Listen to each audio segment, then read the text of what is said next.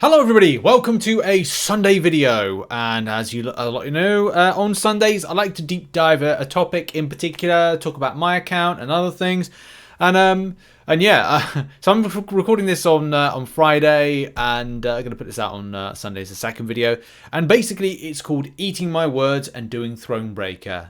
So, what's this all about? I think a lot of you will remember back long I made the omission that I would be not doing Thronebreaker difficulty, which you can see I'm doing Thronebreaker difficulty. Why am I eating my own words? Well, look, I've prefaced the previous video and I was like, okay, well, there was nothing in Thronebreaker difficulty that I couldn't get elsewhere. Whether or not it was something that I go to the Battleground store and grab something that I need, which was at the time 6-star shards, 6-star signature stones. Those are the only things that kind of matter to me at the moment, but that might change. Whether or not Kabam decide to add in a new difficulty at a later date, add in 7-star shards, whether or not in the Battleground store Kabam start adding in 7-star shards. These are things that I don't know. With the future and the eco space and depreciation, which is still something I'm going to cover in a topic about depreciation. And in a nutshell, depreciation in Marvel Contest of Champions is kind of looking at things in this way. Back in 2015, I would be spending money when I used to spend money on the game and the most rarest things at the time were 4-star champions. This is ridiculous if you consider like what is nowadays with 6 stars and 5 stars. So if you imagine you were spending your money on 4 stars and looking at the game now, you kind of think, right, well, would you pay like what was £99, $99, whatever currency you have on 4 stars? Would you literally do that? No, you would not. You would not do that at all. You were looking for value. And this is when it becomes a problem when it comes to the game. So focus in on what you want at what given rarity. Targets will be what is the current targets at the moment. Yes, absolutely right. It's got to be tier 6 class catalysts. These things right here. Tier 6 class catalysts are going to be the difference between you getting a 6-star to rank 5 and whether or not this is going to play into a factor of 7 stars. We don't know. That's the thing. When 7 stars are put into this game at some point, I would assume next week, it will be a case that these may be key. I'm not even close to forming one of these, but maybe I will do. And again, we don't know if these are going to be, you'll need one of them or you're going to need many of them. We don't know. I'd love to find out how the rank up procedure is for 6 stars. For 7 stars even, because you look at the kind of the rank up process now and you go, okay, you want to take a 6-star from rank 1 to rank 2, you use tier 4 class catalyst. But with 7 stars, are they going to be tier 5 class catalyst in order to take them further, like 7 tier 5 class catalyst? We don't know just yet. Some people have said no, it's they think it's going to be tier 6 class catalyst, not tier 5. We again don't know. I don't want to guess it. But if you look at when you take a 6-star champion to rank 3, you can see that you only need 1. You need 1. But when you look at how it is for taking a 6-star champion from rank 4 to rank 5, you can see you need 3 tier 6 class catalysts. So again, like there's a lot of kind of weird continuity issues when it comes to like how this is done. But any case, like I have sidewind a point. I've diverted away from the topic of this and bringing it back. It's important and relevant to kind of mention that because it's all about chase metas. And one of the big chase metas for me at the moment is tier 6 class catalyst. So this is the reason why I'm doing Thronebreaker. It's not the end of the world, and I guess in some ways I felt that I would have to kind of go back to doing Thronebreaker at some stage, and Kabam obviously kind of forcing that narrative by going, hey, by the way, you're free to play, aren't you? I don't spend any more in MCOC, haven't done since December 2021, but I need to get Chase Meta rewards. The only way at the moment to get Chase Meta rewards is, well, nothing up until they're adding in this, or doing story mode content, or doing EOP and Karina's challenges, but that's all done. So where do I get tier 6 class catalysts with no other events on? Well, there you go. I guess I'm doing Thronebreaker. Now, Thronebreaker difficulty isn't that bad. Yes, there are scuffy things. Like, I'm not going to give it, like, a pass to say, like, it's the greatest mode ever. The same thing with most, like, you know, modes that Kabam put out. So, like, just from a negotiation standpoint, like, there is, like, stuff to negotiate through when it comes to, like, champion nodes, interactions, inputs. There's still, like, the level of jank that a lot of us kind of expect and see on a regular basis with the mode. But that's the thing, that's kind of the most thing with it. Do I feel that my hand has been forced to do this? Kind of. Is it something that I'm gonna, like, am I gonna complain about? No, because at the end of the day, I have to do it. And a lot of the times when it comes to MCOC, I might kind of go like, oh, I'm annoyed about it, like, I've got to do this.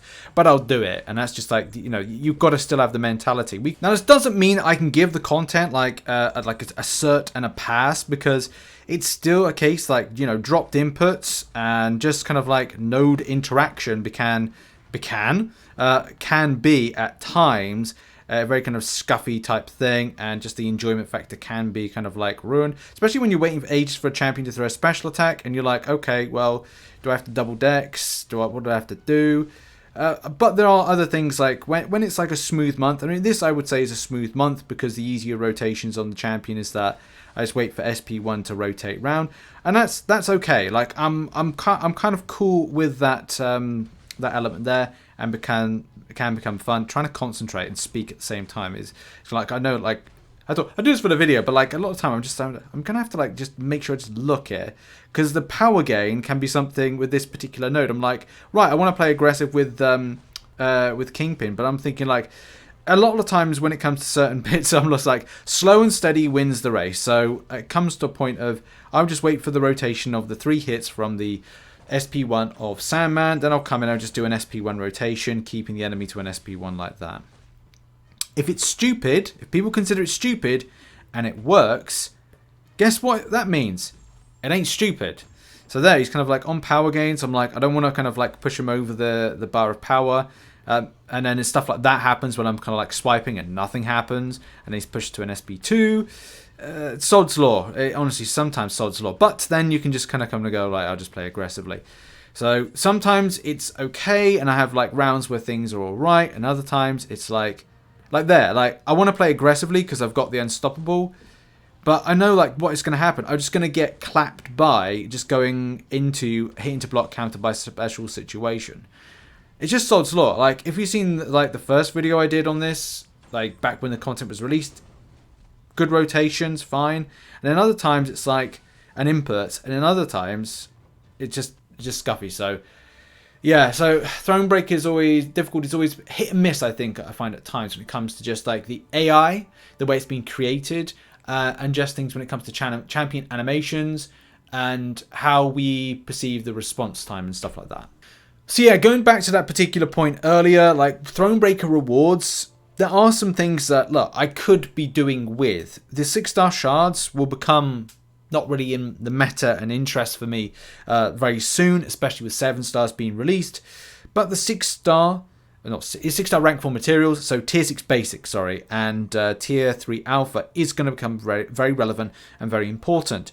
If we're looking at 7 stars being released very soon, then it's going to be a case that the most that you have of these tier 6 basics and tier 3 alpha could be important to how you rank up 7 stars. And that's one of the reasons I haven't done any rank ups, is that I'd rather save, because you know what's going to happen is 7 stars will have rank up materials you will need. You've already ranked up some champions to rank 4, and Kabam are going to drop those 7 stars on you, and you're going to be looking at like, okay, what do I do? Like, how close am I going to be to ranking up a 7 star? Will I have the resource? And what I've decided to do, and I maybe should have done a video, like because the thing is, I don't know. I can't predict the future when it comes to what rank up resources you're going to need for 7 stars. I would have said, save your tier 6 basics and tier 3 alpha, because they'll cost a lot to rank up. Obviously, from a gold perspective, how much gold do I have actually? Yeah, that should be maybe enough. But at the same time, if you're looking at something like, okay, well, we're gonna rank up a champion, like, okay, well, where am I gonna get theoretically a ton of tier 6 basics and tier 3 alpha. And that is going to have to be a video that I'll be doing like next week and going like, okay, well, how do I rank up a 7-star? Because as I said, we don't know the extent of what the cost is. As soon as we know that, we can just prepare. But this is why this has become a more important thing for me to go back to do Thronebreaker difficulty, is because this may factor into the cost to rank 2, possibly rank 3, a 7-star. But as I said, there is the issue of how much it costs to rank 5 a 6-star. And will that have a bearing? I really wanted to, maybe there's a case for me to go back in time and have a look at some old videos as to what the time frame around the 5 stars and 6 stars. 6 stars were being introduced in a time where 5 stars were the most prevalent thing. I mean, if you look back now, there's kind of like there's no clarity with it, because if you go back to the rank 4, from a rank 4 to a rank 5 of a 5-star, which which I'd very rarely to never do nowadays, you can see like it was all about tier 4 skill and tier 4. So tier 4 was a factor of the early rank ups of 6 stars. So it's like going here, there's a rank 4 to a rank 5. That will be tier 4 class catalyst, right? Then you go to 6 stars and you go 6 stars at rank 2. Or rank 1 to rank 2, sorry. And that will be tier 4 class catalyst. And that's again, like, the issue is like it's hard to know where this is going to be the balancing act. Will it be you'll need larger volumes of tier 5 class catalyst in order to rank up a 7-star to rank 2? I don't know wholeheartedly if that's the case. It's just a case of we'll have to wait and see. But in any case, that I thought would be kind of a good reason to kind of do a video of like why I'm eating my words and why am I back grinding Thronebreaker difficulty. And the reason is tier 6 class catalyst, 7 stars, and the possibility of ranking them up. So this has been a little story time video. How are you changing your rank up process, especially from chasing metas? Put it in the comment section down below. Be interesting to find out if other people are kind of similar in that kind of process of kind of like going for them. In any case, check out some other content located on screen, and I'll see you all soon. Much love and goodbye.